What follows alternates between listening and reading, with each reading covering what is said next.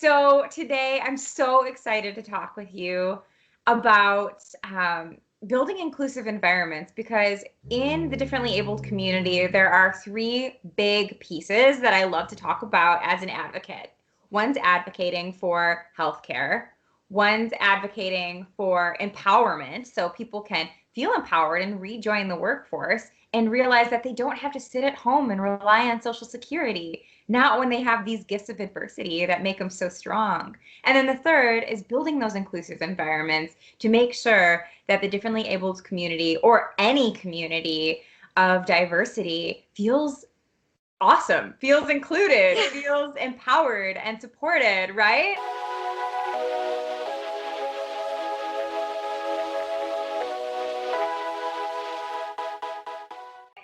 So that's my feeling. What about you? Tell me more about how you've gotten involved in building inclusion or the inclusive leadership communities.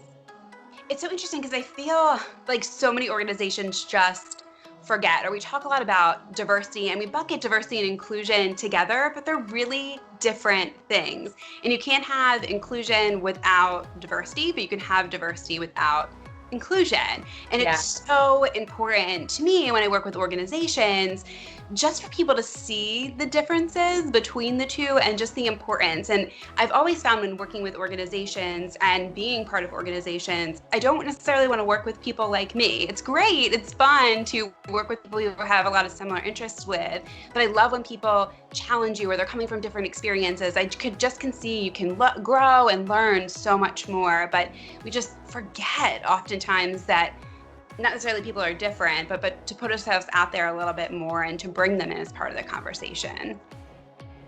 So true. Isn't it amazing what happens when you bring all of these different minds together? Yes. Crazy innovation, crazy creativity. Oh, I love it. So is that what you do for a living? Tell me a little bit more about what you do. Do you speak and hold workshops? I do, yeah. So I do a lot of keynote speaking with organizations or industrial groups and corporations. And then I do a lot of trainings on inclusive leadership, how to communicate with people, how to identify your strengths, how to create more strategic teams. And at the end of the day, it's just about communication. I do a lot of things with generations, but everybody's different, regardless of what generation you're coming from or what experience. We all have something really cool that we can bring to the table. Yeah, it still boggles my mind how different our thought processes are with where we come from, not just where we live, like the Midwest versus the West Coast, East Coast, but even generations. It's insane. So I'm happy that you're there as that glue to bring people together and help stick people together as a community. I love it. Thanks. So we had a lot of fun building an idea of 10 hacks for inclusive leadership. And I would love to help share some of this with the world and give a little sneak peek as well into what you do with your coaching and teaching and training, as well as the lessons that I have delivered for advocating for the differently abled community in keynotes and workshops. So let's go for it. Are you ready? Do it. All right. So I think number one you came up with, which was to call attention to unconscious bias. And we both kind of connected on social media, on LinkedIn over this because unconscious bias is inevitable, right? It's the ultimate enemy of inclusion and diversity.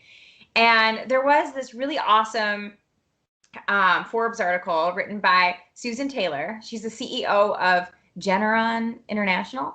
But here's her exact quote. It is, think of driving your car down the highway. If you want to shift into the right lane, so you click your turn signal and look in your rear side, view mirrors, right? It's all clear and you start to make your way over to the next lane.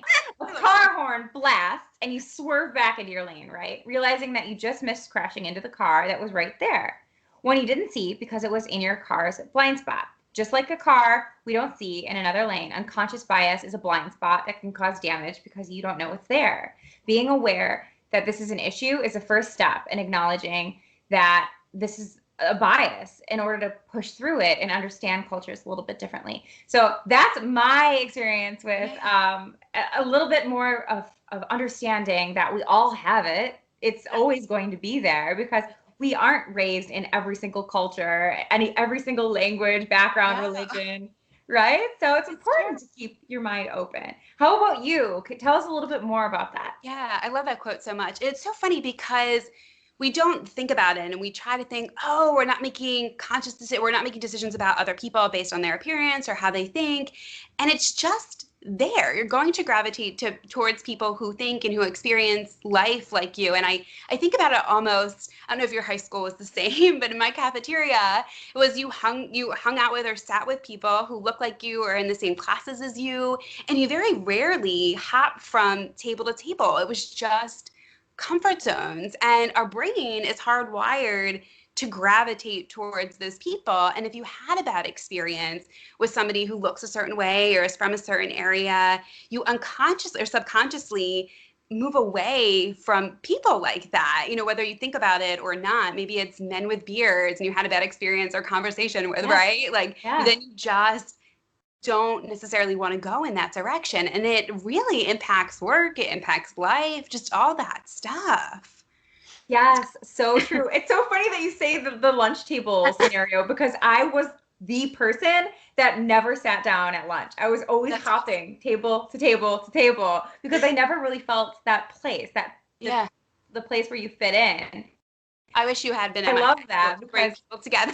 Yeah. You were nervous, right? It's like, okay, I don't want to be the only one to then go to this table if everyone else is sitting here. Like, you need somebody like you to have the courage to get up and be like, you know what? I want to bring people together. I want to get to know people. And then you can say, you are really cool and you're really cool. I think you would be friends, or I think you just need that person. And I love that scenario as well, because it teaches the younger generation that it's not impossible, that it is inevitable. It happens everywhere, and that it takes simple changes just to bring people together. Love it. Love it.